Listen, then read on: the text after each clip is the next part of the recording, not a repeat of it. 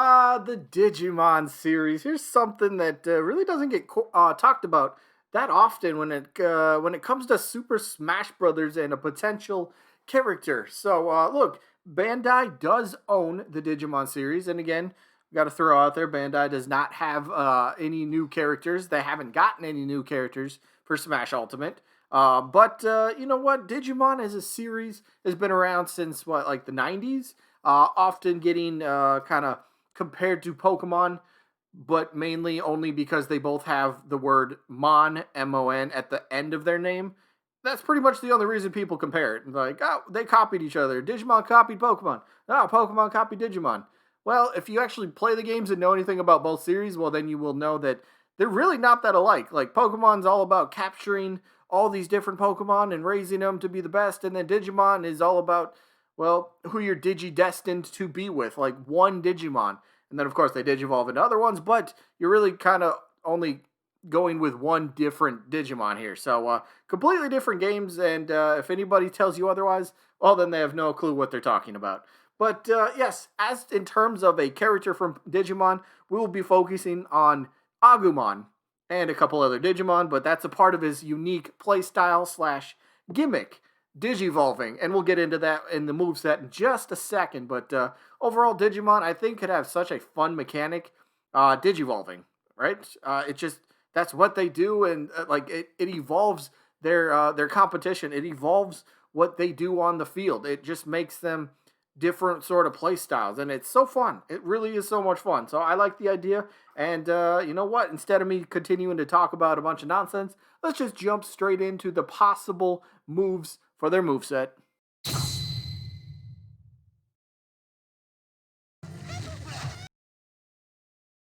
Now, up first, I'm going to start with down special. Instead, neutral special still coming up, don't worry. But I'm starting with down special, and this one is going to be the very simple idea of digivolving. Now, you could put a caveat on it with maybe they have to take a certain amount of damage. Maybe they have to deal some sort of damage. Maybe there has to be a meter that they get filled up over time. Whatever it is, or maybe you could just straight up press down special and digivolve. Whatever you want to throw out there, it's a fine idea. But digivolving, it's simple. Agumon digivolves into Greymon. So Agumon being the small character, digivolving into Greymon, which is a bigger version of him. And then Greymon digivolves into Metal Greymon, becoming the biggest and strongest of all three of them. So yeah, he's your cleanup hitter if you want to go that route, right? Anybody baseball fan, right? It's your cleanup hitter. He's about to knock it out of the park, grand slam. He's about to bring this one home. Walk off in the bottom of the night. Okay, enough baseball. But anyway, yeah, down special, it's simple, digivolving. Now, neutral special, I'm going to go over all three Digimon's neutral specials for this one. And for this one, I'm going to start with Agumon, and it's a simple Pepper Breath. It is his trademark attack. What is Pepper Breath, in case you haven't seen the clip, but you should be because you're watching the video, or maybe you're not. Maybe this is on in the background. Hello, thank you for listening at least.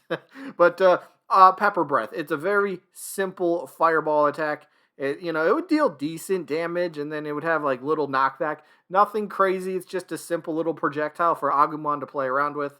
But then if he digivolves into Greymon, what would Greymon's neutral special be? Now, they kind of changed the name on this attack actually quite a few times. And so I'm just going to call it the Mega Flame, which is pretty much just another typical fireball attack, but it's larger in size compared to Agumon's Pepper Breath, so it's going to be a bit more powerful. It will have a little bit more knockback, and of course, dealing a little bit more damage compared to, well, the Pepper Breath, like I was just saying.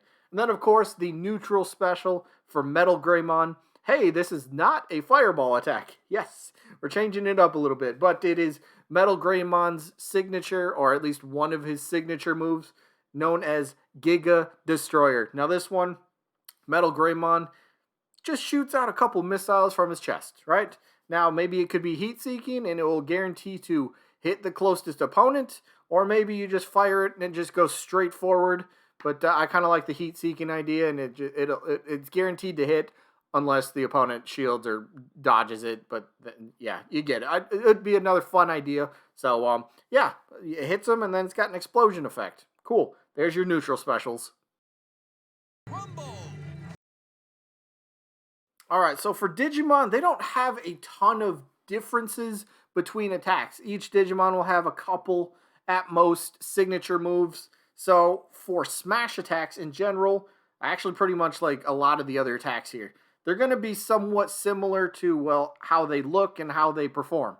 So again, Agumon, you always got to keep in mind, Agumon being the small one is going to deal the less damage with the attack. Then Greymon's going to deal, about average attack, and then Metal Greymon being the big heavyweight character, he's going to be dealing the biggest amount of damage and knockback with these attacks. So the idea for let's just go up smash right here. Let's just all the smash attacks up, down, forward. So well, let's just take an uppercut. They all have claws, right? And this could be like a forward smash as well. But Agumon, Greymon, and Metal Greymon all have claws, which an uppercut, well, you see, it's exactly what it sounds. They all deliver an uppercut straight upwards. That could be the up smash. Again, a forward smash could be them, delivering like a big forward striking hit with their claw. And again, Agumon, being the small one, is going to have lesser reach. Greymon's going to have a bit more reach. And then Metal Greymon, having that metal claw on his arm, is going to have the biggest reach. So kind of got some differences to their smash attacks, although they're kind of the same attack, but just more range, right? Depending on which Digivolution you happen to be on. Now moving on to other attacks. Again, this is just, like I was saying with smash attacks, they're all going to be somewhat similar. So let's, how about down tilt? They all got tails, right? They all got tails. Let's make use of it. They could just use their tail to, sweep the feet of the opponent. Maybe it could cause a tripping effect. Maybe it just does a little bit of knockback. I don't know. Well, maybe that could be Agumon. They could like differentiate that a little bit. Agumon, since he has like he has the smallest tail out of all of them. Maybe Agumon's down tilt would be the only one that would actually trip the opponent. And then Greymon and Metal Greymon's tail actually will, knock the opponent back and downwards. And yeah, a little bit like that. But again, tilts are going to be the same. How about up air? Let's go up air. This could be them thrusting their head upwards. Again, bigger Digimon's going to have the bigger hitbox on the attack, dealing more damage. You see where this is going. They're all going to have the same attack, but they're going to do different things depending on which Digivolution you have out there. Now, as for the final smash, this one is simple. I could not do Agumon properly if I didn't get WarGreymon in his in the attack somewhere. And I'm going final smash, Agumon, warp, digivolves into WarGreymon. This dude was so badass back in the day. He still is. But WarGreymon comes out. What does he do? He does one of his two signature attacks, Terra Force.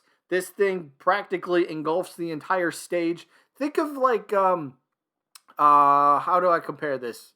The moon. Anybody that plays with assist trophies, the moon from the Zelda game, when it comes crashing into the stage. Think of something like that, where if you get caught in it, you're going to continuously take damage over time, and then there's going to be a big explosion at the end, sending opponents backwards and flying and getting KO'd. But yeah, that's kind of what I could compare it to for, I guess, visual sake without the visuals. So yeah, there you have it. Moving on to the spirits. Now, this was tough to kind of narrow it down to just 8, but we threw out 8 anyway. So I'll put it like this. If Pokemon wasn't in Smash Bros. And they were to say, yep, Pokemon's going to get 8 spirits. Okay, which 8 do you choose? Like, there's so many Pokemon to choose from. And that's the same thing with Digimon. There's so many Digimon to choose from. So I just chose some of the more notable, more popular, more recognizable Digimon. So for the Legend Spirit, I have Omnimon, which happens to be pretty much a fusion between WarGreymon and Metal Garurumon, which I also happen to have as spirits because, well, that makes sense, right? Okay, sure. But we also got Beelzemon up there. We got Alphamon, and then a couple of the lower ranking Digimon. We got Vmon out there. Numamon, just because, well, he's just weird, right? Why not? I don't know. Numamon's always been a Digimon that stuck with me for some reason. I don't know why. But then, of course, you got Gabumon in there. But the whole idea, again, you could choose pretty much any Digimon to be on the spirit board. I'm just choosing a few of the ones that make or have notable names. So, yeah, that's why I went with the one that I did. Now, moving on to the stage. This one's simple. Where do you meet Digimon? In the digital world. So there you have it. That's the name of the stage, the digital world. And I think this could be a fun sort of stage. Maybe it could kind of be like a warping, kind of rotating type of stage, different platforms and stuff like that. But you're gonna have like a main platform. You could have a couple floating digital cubes that you could use as platforms, and maybe they end up breaking over time. I'm not sure, but I think the fun thing that you should have with this stage is other Digimon in the background actually fighting it out. It would just give it that much more of a Digimon type of flavor to the attack, or to, not the attack, but to the stage, right? It's the digital world after all. You're gonna need those digital monsters doing something. So it could be fun just seeing a couple of them battling it out in the background, or even if they don't want to battle, just have them walking around, popping in, saying hello, whatever it might be. But just give it more of the Digimon digital world flavor. Anyway, that is going to be it for today. I hope you guys enjoyed as always, and I guess I'll see you when I'm looking at you.